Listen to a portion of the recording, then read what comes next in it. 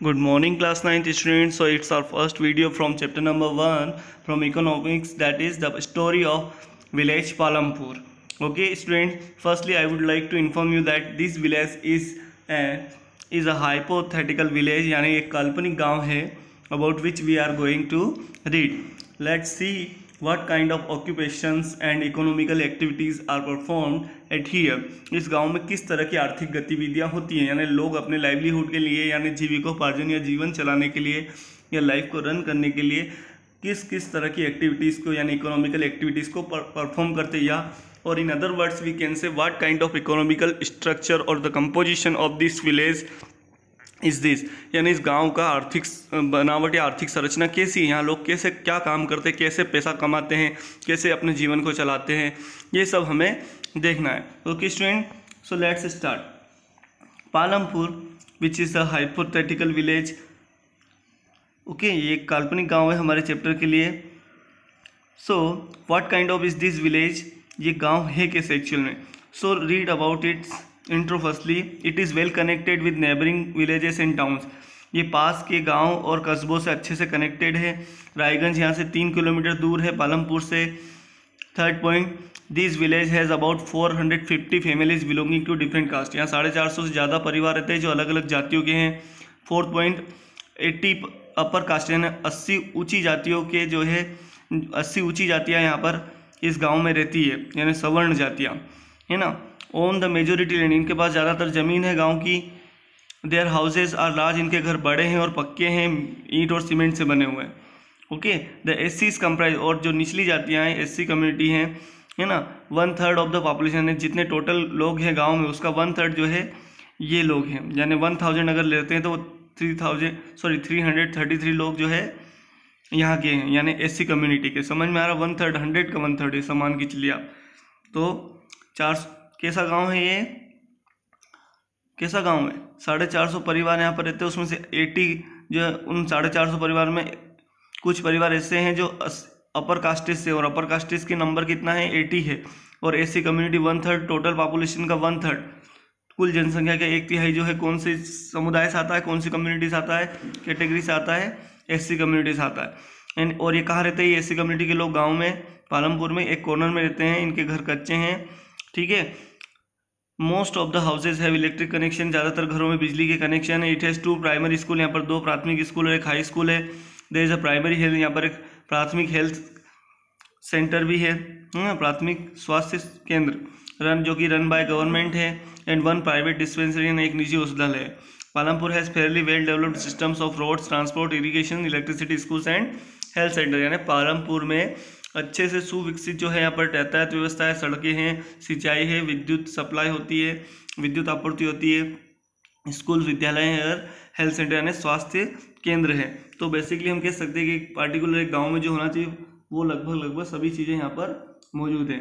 Now the story of village Palampur में हमें कौन कौन से कॉन्सेप्ट को कवर करना है. ठीक है, तो इसमें आप देखेंगे कि यहाँ पर किस किस तरह की एक्टिविटीज़ होती है. तो बेसिकली यहाँ पर 2 टाइप्स की एक्टिविटीज़ बताइए, नॉन फार्मिंग और फार्मिंग. तो नॉन फार्मिंग में यहाँ पर शॉप्स हैं, मैन्युफैक्चरिंग यूनिट यानी छोटा मोटा कोई कारखाना होगा, पॉट मेकिंग यानी मटके बनाने का, मिट्टी के बर्तन बनाने का काम होता है, ग्रीन कलर से जो पढ़ रहा हूँ है ना. और सर्विसेज भी हैं यहाँ पर, जैसे टीचिंग और डॉक्टर्स. ठीक है, मेडिकल बोल सकते हैं आप, टीचिंग एंड मेडिकल सर्विसेज यहाँ पर अवेलेबल है.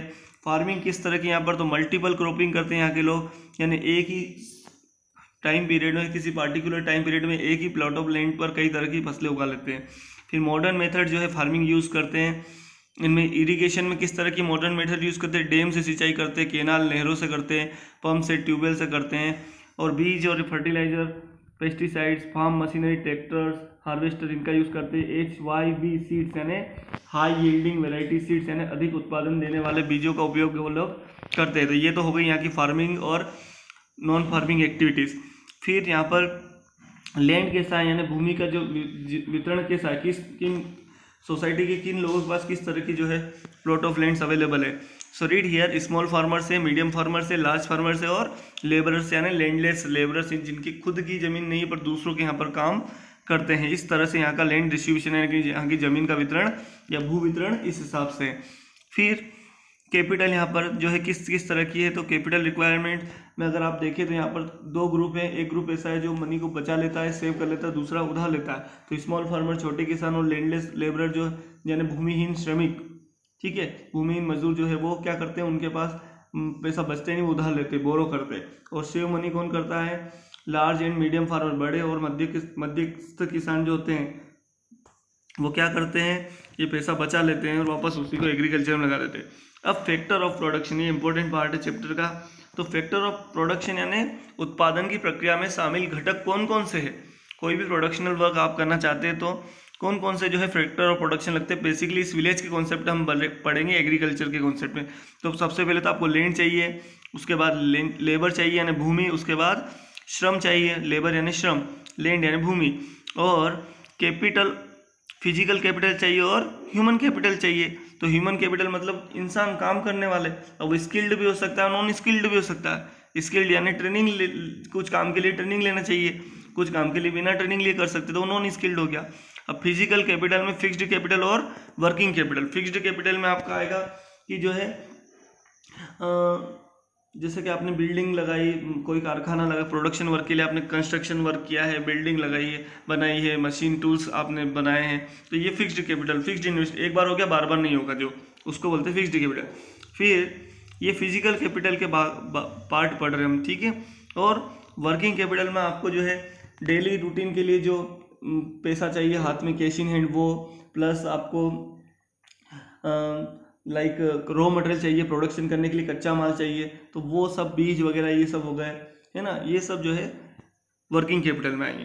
तो ये आप बोल सकती है, ये जो स्ट्रक्चर कंपोजिशन हमने पढ़ा है, मैंने ये जो फ्लो, ये चार्ट है, ठीक है, इसके थ्रू हम ये समझ रहे हैं कि इस गांव की जो इकोनॉमिकल फैक्टर्स हैं या इकोनॉमिकल प्रोसेस है वो किस तरह से, किन किन फैक्टर से होकर जो है ऑपरेट होती है। Now let's come to the point, organisation of production. यहाँ पर प्रोडक्शन कैसे होता है, द एम ऑफ प्रोडक्शन क्या होता है, तो प्रोडक्शन का जो एम यानी लक्ष्य होता है, फर्स्ट पॉइंट रीड कर रहा हूँ student, okay, is to produce goods. उसका प्रोडक्शन का जो मेन एम होता है प्रोड्यूस गुड्स यानी माल बनाना, एंड सर्विसेज यानी सेवाओं की आपूर्ति करना, दैट वी वांट, जो कि हम चाहते हैं, जिस भी तरह की सर्विस हम चाहते हैं, जिस भी तरह की प्रोडक्शन ऑफ गुड्स हम चाहते हैं। There are 4 requirements for production. Production के लिए 4 तरह की चीज़ें चाहिए। पहला लैंड एंड नेचुरल यानी ज़मीन होना चाहिए और नेचुरल रिसोर्सेज भी होना चाहिए, जैसे वाटर, फॉरेस्ट, मिनरल्स, ये सब इनकी ज़रूरत होना चाहिए। इन पर ही तो आप प्रोसेस करेंगे, ठीक है। दूसरा मैंने पहला जो पॉइंट है land and natural resources, land यानी जहाँ पर आप प्रोसेस करेंगे और जिन पर आप प्रोसेस करेंगे वो नेचुरल रिसोर्सेज हो गए। फिर लेबर जो है उसमें आएगा दूसरा जो फैक्टर है, ठीक है। दूसरी जो रिक्वायरमेंट है प्रोडक्शन की वो कौन सी हो जाएगी, लेबर। तो लेबर 2 तरह का होता है, स्किल्ड और नॉन स्किल्ड। नॉन स्किल्ड में आपको ऐसी एक लेबर जो काम करने के लिए किसी ट्रेनिंग की जरूरत नहीं होती है, और स्किल्ड में किसी पर्टिकुलर काम करने के लिए ट्रेनिंग की जरूरत होती है, ठीक है। जैसे हम आपको एजुकेशन सर्विस दे रहे हैं, टीचिंग सर्विस दे रहे हैं ना, तो यहाँ पर स्किल्ड, मैं स्किल्ड हूँ, सपोज मुझे ये आता है कि कैसे मुझे ये आपके लिए ऑनलाइन वीडियो प्रिपेयर करने हैं या कैसे आपको पढ़ाना है, ठीक है। अब नॉन स्किल्ड में मान लीजिए हमें सपोर्ट करने के लिए मानो भैया दीदी स्कूल के अंदर वो हमें जो भी चीज़ें चाहिए वो हमें ला के अरेंज कर देते हैं, हम जो भी, समझ में आया आपको। तो उनके काम के लिए किसी पार्टिकुलर ट्रेनिंग की ज़रूरत नहीं है कि वो साफ़ सफाई करेंगे स्टाफ रूम में, या कोई भी कर सकता है, बस बता देना है कैसे करना है। लेकिन स्किल्ड लेबर के लिए पार्टिकुलर एक टाइम पीरियड होता है, उसमें आपको ट्रेनिंग लेना है, उस ट्रेनिंग को सीखना है और फिर उसको जो है डिलीवर करना है। समझ में आया आपको। तो कहने का मतलब है किसी भी प्रोडक्शन वर्क को करने के लिए पहले तो मैंने 4 रिक्वायरमेंट्स होती है। पहली है लैंड एंड नेचुरल रिसोर्सेज, ठीक है, यानी वो जगह जहाँ पर आप काम करेंगे। दूसरा वो चीज़ें जिनके ऊपर आप काम करेंगे। और जो सेकंड पॉइंट आ रहा है, सेकंड रिक्वायरमेंट आ रही है, दैट इज लेबर। लेबर जो है 2 टाइप्स का हो सकता है। लेबर मतलब जो लोग जो काम कर सकते हैं, people who can perform all the work. Now student, third requirement production के लिए वो क्या है, फिजिकल कैपिटल, भौतिक पूंजी in Hindi. So physical capital what is this, the variety of inputs required at every stage during production. यानी जब भी उत्पादन कार्य होगा तो हर स्तर पर, हर लेवल पर, जैसे मान लीजिए कि आप क्या कर रहे हैं, मान लीजिए खेती का ही काम कर रहे हैं सपोज एग्जांपल, तो आपको जो है वेराइटी ऑफ इनपुट्स यानी अलग अलग तरह की चीज़ें उसमें लगाना पड़ेगी, ठीक है। जैसे for example inputs required at every stage during production, यानी उसमें 2 टाइप्स के इनपुट लगेंगे। फिजिकल कैपिटल में 2 टाइप्स के कैपिटल है, 2 टाइप्स के इनपुट मान लीजिए। पहला है, first is that fixed capital and the second one is that working capital. Fixed capital means it can be used in production over many years tools, यानी एक बार आपने कुछ इनपुट ऐसे होंगे जो आपने एक बार इन्वेस्ट कर दिए तो फॉर मेनी ईयर्स आप जो है उसका बेनिफिट लेते रहेंगे। For example tools, machines, building, ये एग्रीकल्चर या फार्मिंग वर्क में आपने लगा दी, यानी फिक्स्ड कैपिटल अगर आपने इन्वेस्ट कर दी, ठीक है। तो ये फिजिकल कैपिटल का कौन सा पार्ट, फिक्स्ड कैपिटल एक ऐसा पार्ट है जो एक बार इन्वेस्ट करने पर मेनी ईयर्स के लिए जो आपको बेनिफिट देता है या प्रोडक्शन में काम आता रहता है। फिर कुछ इनपुट ऐसे होते हैं जो हर स्टेज पे आपको करना पड़ते हैं, बार बार करने पड़ते हैं, जितनी बार प्रोडक्शन होगा उतनी बार करना पड़ेगा। फॉर एग्जाम्पल वर्किंग कैपिटल उसी तरह का इनपुट है। A variety of raw material, यानी कच्चे माल की किस्में, एंड सम मनी और कुछ पैसा, रॉ मटेरियल एसिड्स, कच्चा माल जैसे कि बीज, केमिकल्स एटसेट्रा, ये कैपिटल पैसा, ये सब वर्किंग कैपिटल के पार्ट हैं। और ये सब जो है अलग अलग लेवल पर बार बार आपको लगाने पड़ते हैं, यानी वर्किंग कैपिटल में आएंगे। तो हम क्या रीड कर रहे हैं, what we are reading student, we are reading about the requirements during a production work. Okay, so basically we have been read that there are 4 requirements during the production work. The first one is land and natural resources, and the second one is labor. Labor is of 2 types, skilled and non-skilled. Then we are moving towards the next requirement, that was physical capital. Okay, it is of 2 types, fixed capital and working capital. Now we are going to last one, which is known as human capital.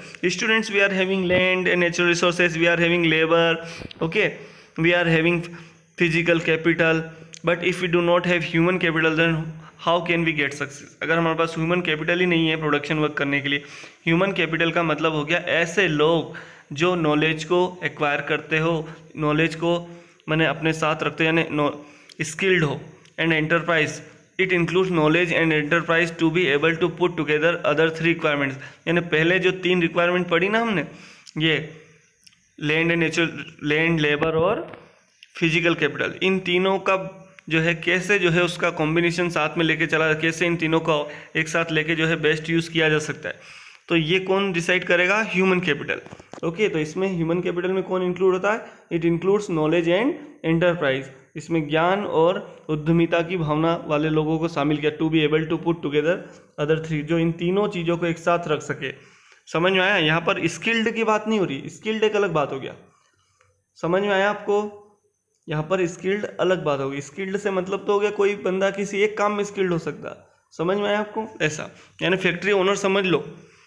चलिए, every production is organised by combining land, हर production के लिए आपको land, labour, physical capital and human capital की ज़रूरत पड़ती है। ये जहाँ ये चारों चीज़ें मिल जाती है, या चारों चीज़ें मिलकर एक साथ काम करते हैं, या चारों फैक्टर एक साथ अपना रोल प्ले करते हैं, उस पूरी प्रोसेस को हम क्या कह देते हैं, togetherly we call to this production. Okay student, now student, it's an image which I select for you to show the rural activities. Okay, now student, farming in Palampur, Palampur में किस तरह फार्मिंग होती है? तो देखिए, टोटल जितनी फैमिली उसका 75% जो लोग हैं उनका मेन काम जो है क्या है, फार्मिंग करना है। 25% लोग जो है नॉन फार्मिंग एक्टिविटी करते हैं, दूसरे काम करते हैं खेती के अलावा। तो जो फर्स्ट है, farming is the main occupation in Palampur and 75% people are dependent on farming for their livelihood, यानी उनके जीविकोपार्जन के लिए, जीवन चलाने के। द कैन बी फार्मर्स और फार्म लेबर्स। अब ये जो 75% लोग हैं, या तो ये किसान है या खेतों पर काम करने वाले लोग हैं। Okay, they can be farmers और farm laborers, but since 1960 what happened in this village, there is no expansion in land area under cultivation, यानी 1960 के बाद यहाँ पर जो है कोई एरिया जो है लैंड कल्टिवेशन और उसकी जुताई नहीं हुई है।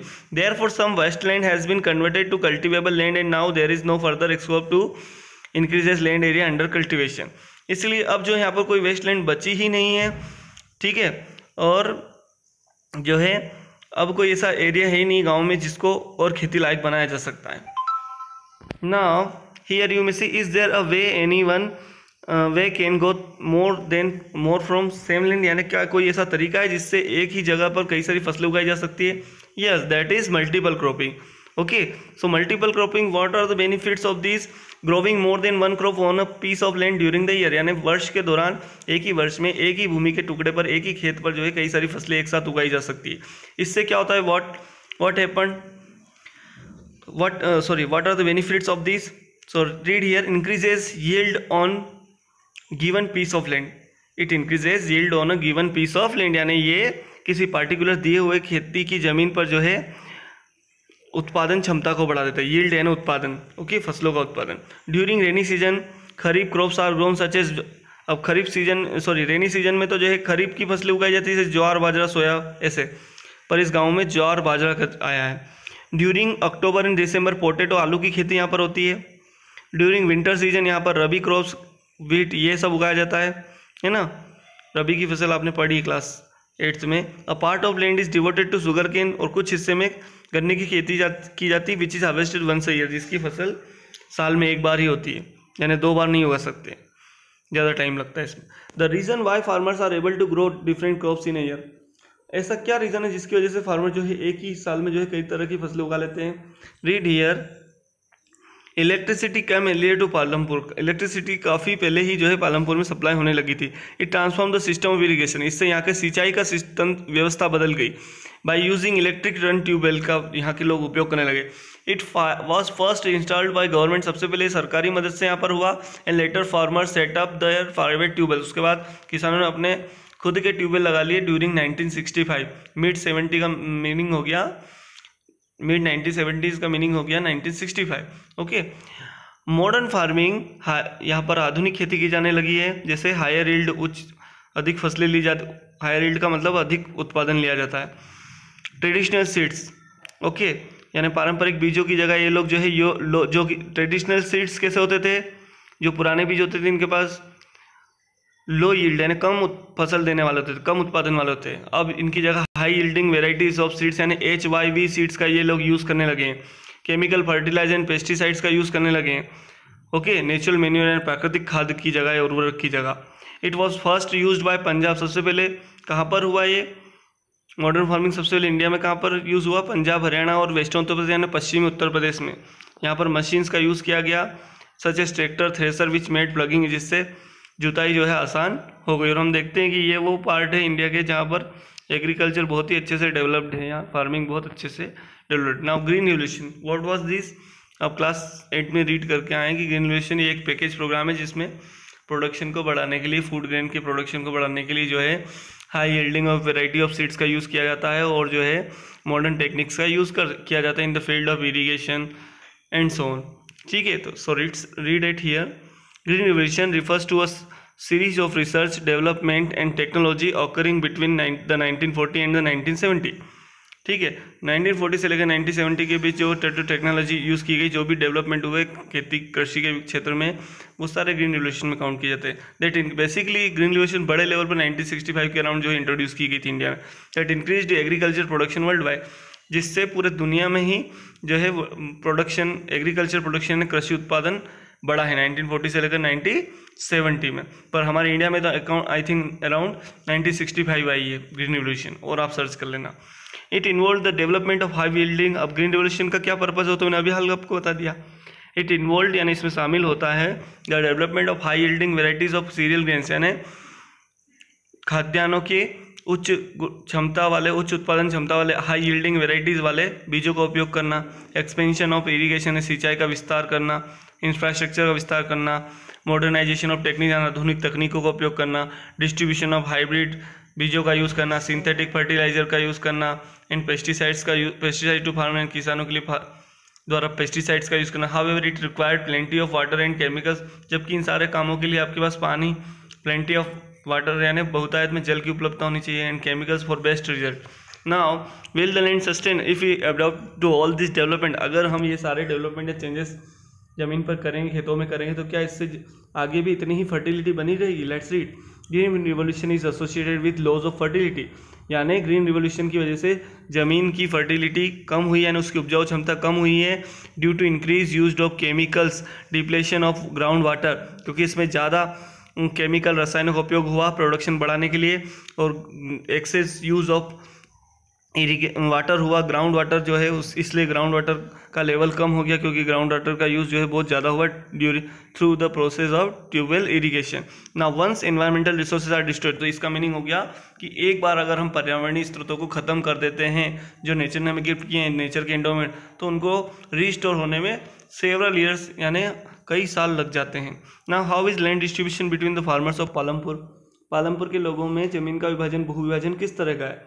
इन पालमपुर 1/3 ऑफ 450 फैमिलीज यानी 150 परिवार ऐसे हैं 450 में से जो लैंडलेस एंड रिमेनिंग फैमिलीज यानी लैंडलेस है यानी जिनका ज़मीन नहीं है, और जो बाकी बचे हुए परिवार है 450 में से 150 तो ये गए यानी 450 में से 150 तो हो गए लैंडलेस फैमिलीज हो गई, और अब बची जो हैं 300 फैमिलीज, इनमें से ज़्यादातर ऐसी हैं जिनके पास 2 हेक्टेयर से कम ज़मीन है। ओके, वाइल सम, और कुछ ऐसे हैं जिनके पास 2 हेक्टेयर या 2 से ज़्यादा ज़मीन है। 2 हेक्टेयर मीन्स होता है 4.5 बीघा, ऐसा कुछ होता है ना। 1 हेक्टेयर में 4.5 बीघा ऐसा कुछ होता है। आपने चेक कर लेना एग्जैक्ट यूनिट क्या है। So student, who will provide the labour, अब लेबर कौन प्रोवाइड करता है यहाँ पर, मजदूरों की सप्लाई, श्रम की आपूर्ति कैसे होती है इस गांव में। तो एक तो स्मॉल फार्मर्स ऑलरेडी इस गांव में अवेलेबल है, दे कल्टिवेट, ये तो खुद अपने खेतों पे काम कर लेते अपने परिवारों के लोगों की मदद से। Okay, small farmers they cultivated there fields along with their families and provide labour themselves. Medium and large farmer ये क्या करते हैं, दे हायर फार्म लेबरर्स, ये खेतों पर काम करने वाले लोगों को हायर करते, किराए पर रखते अपने यहाँ, to work on their fields. अब फार्म लेबरर्स का काम क्या होता है, ये कौन होते हैं, ये फार्म लेबरर्स जो होते हैं कम फ्रॉम लैंडलेस फैमिलीज, जिनके पास भूमिहीन परिवारों से आते हैं ये फार्म लेबरर्स, है ना, खेतों पर काम करने वाले लोग। और families cultivating small plots of land, या ऐसे परिवार जिनके पास कम जमीन होती है, थोड़ी बहुत। Wages are paid in case, नगद में मजदूरी दी जाती है और या कोई फसल दे दी जाती थी, और in any kind of crops. Wages vary from region to, और एक ही गाँव में अलग अलग क्षेत्रों में अलग अलग फसलों के लिए और अलग अलग काम के लिए अलग अलग तरह की जो है वेजेस यानी मजदूरी दी जाती है, और अलग अलग एक्टिविटी लाइक कटाई के लिए, बुआई के लिए, harvesting, sowing etcetera. They can be employed, farm labourers होते हैं can be employed on daily basis, इनको दैनिक आधार पर भी जो है दैनिक मजदूरी के आधार पर भी नियुक्त कर लिया जाता है कभी कभी, और for one particular farm activity, या कोई एक ही काम करने के लिए भी अपॉइंट कर लिया जाता है। समटाइम्स कभी कभी they work on low wages, ये कम मजदूरी पर भी काम करते बिकॉज ऑफ देयर इलिटरेसी, क्योंकि ये कम पढ़े लिखे हैं या क्योंकि इलिटरेट होते हैं और अनेबल टू पे लोन्स, यानी इन्होंने जो कर्जा लिया होता है वो चुका नहीं पाते, इसलिए कई बार इन्हें कम दामों पर काम करना पड़ता है। The capital needed in farming, अब किस तरह की पैसे पूंजी जो है कृषि में चाहिए, तो स्मॉल फार्मर्स जो है इस गांव के छोटे किसान जो है वो पैसा उधार लेते हैं फ्रॉम बड़े किसानों से या मनी लेंडर्स यानी साहूकारों से, but unable to repay that because of high taxes, पर चुका नहीं पाते क्योंकि ब्याज की दर बहुत ज़्यादा होती है।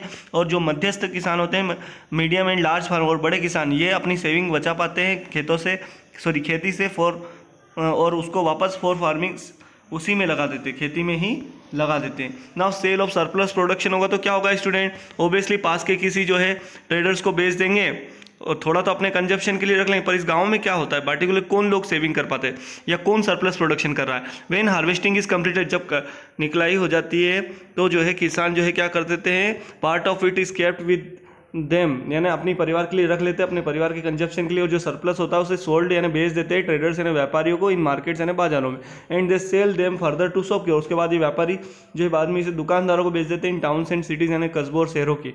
But this happens with medium and large family, पर ये काम बड़े और मध्यस्थ परिवार ही कर पाते हैं। Only as small farmer save little surplus, क्योंकि छोटे किसानों के पास जो है बहुत ही कम सरप्लस प्रोडक्शन होता है ना, उनके पास उतना ही होता है जितने में उनकी जरूरत पूरी हो जाती है। अब नॉन फार्मिंग एक्टिविटीज़ किस किस तरह की है पालमपुर में, रीड हियर, ओनली 25% पीपल जो है वो नॉन फार्मिंग एक्टिविटीज़ को परफॉर्म करते हैं, यानी खेती के अलावा दूसरा काम करते हैं। जैसे कुछ लोग डेयरी पर काम करते हैं, कुछ जो है छोटे कारखानों में काम करते हैं, सेकंड पॉइंट बोल रहा हूँ, और थर्ड जो है वो शॉपकीपर है कुछ लोग। रीड हियर, डेयरी फार्म वाले लोग क्या करते हैं, बफेलोज रखते हैं, फर्स्ट पॉइंट में लिखा है, और घास, ज्वार, बाजरा इनको जो है ये फीड कराते हैं अपने जानवरों को। The milk is sold in Raiganj, और पास का गांव जो है 3 किलोमीटर तो रायगंज में ये दूध बेच देते हैं। द नेरबी विलेज ओके, और from Palampur the milk is then transfer, उसके बाद वहाँ से दूध को ट्रांसपोर्ट कर दिया जाता है कस्बों और शहरों में। Second point, an example of small scale manufacturing industry भी यहाँ पर एक गांव में पालमपुर में, यहाँ पर लेस देन 50 से भी कम लोग काम करते हैं, ठीक है। Very simple manufacturing is done on small scale, यानी बहुत छोटे छोटे काम, लाइक आप सिंपल मैन्युफैक्चरिंग समझते हैं, छोटे साबुन बना देना, सर्फ बना देना, सिंपल, ठीक है, ऐसा प्रोडक्ट जो इजीली बन जाए, दे आर और कम खर्चे में बन जाए। They are mostly carried at homes, generally ये काम घर पर ही कर लेते हैं लोग, और fields with the help of family labour, यानी मैन्युफैक्चरिंग का जो काम है ये लोग या तो घर पे कर लेते हैं या अपने खेतों पर फैमिली लेबर की मदद से कर लेते हैं। द शॉपकीपर ऑफ पालमपुर के दुकानदार कैसे हैं? द ट्रेडर्स आर शॉपकीपर, व्यापारी ही दुकानदार हैं यहाँ पर। हु बॉय, ये तरह तरह का सामान माल खरीदते हैं फ्रॉम होलसेल मार्केट यानी थोक बाजारों से, इन सिटीज़ यानी शहरों से, and sell them in village, और उन्हें गाँव में बेच देते हैं। They have a wide range of items, like इनका कई तरह की सामान जो है वस्तु है ये बेचते हैं, लाइक स्टेशनरी, लेखन सामग्री, soap, toothpaste, rice, wheat, sugar, tea, oil, biscuit etcetera. A few houses close to bus stand have eatables too, कुछ घर ऐसे हैं जो बस स्टैंड के पास में और यहाँ पर खाने पीने की सामग्री उपलब्ध हो जाती है या बेचते हैं। सो these kinds of non farming activities performed eight here in the village Palampur. So I hope student आपको समझ में आया होगा। ट्रांसपोर्ट भी यहाँ पर वेल डेवलप्ड है, ये सबसे ज़्यादा डेवलपिंग सेक्टर है, इस गांव का सबसे ज़्यादा डेवलपमेंट इसी सेक्टर में हो रहा है। Palampur is well connected with road, अच्छे से सड़कों से जुड़ा हुआ है। देयरफॉर इसीलिए many people are engaged in transport services, कई सारे लोग ट्रांसपोर्ट एक्टिविटीज़ का भी काम करते हैं इस गांव में। टू फेरी गुड्स, यानी माल इधर उधर लाना ले जाना, एंड पीपल, लोगों को इधर से उधर लाना ले जाना, from one place to another place, and in a return get paid it for it, और इसके बदले में वो पैसा लेते हैं लोगों से। Transport, rickshaw, tonga, jeep, tractor, truck, bogie, bullock cart etcetera, ये सब यहाँ पर चलते हैं। सो स्टूडेंट, ये पालमपुर जो कि एक हाइपोथेटिकल विलेज है, इसका हमने जो है इकोनॉमिकल स्ट्रक्चर देखा कि यहाँ पर किस किस तरह की जो है इकोनॉमिकल एक्टिविटी होती है, और उसमें साथ ही साथ ये भी समझा कि किसी इकोनॉमिकल एक्टिविटी में जो है हमें, या प्रोडक्शन एक्टिविटी में हमें किस किस तरह के जो है फैक्टर्स की रिक्वायरमेंट होती है। ओके स्टूडेंट, आई होप आपको समझ में आया होगा। And in this way chapter जो है ब्रीफ एक्सप्लेनेशन के साथ जो है पूरा हो गया है। बट इफ़ यू विल, अगर आपको ज़रूरत लगती है या कोई क्वेरी होती है, then you can drop message to me. Okay, thank you.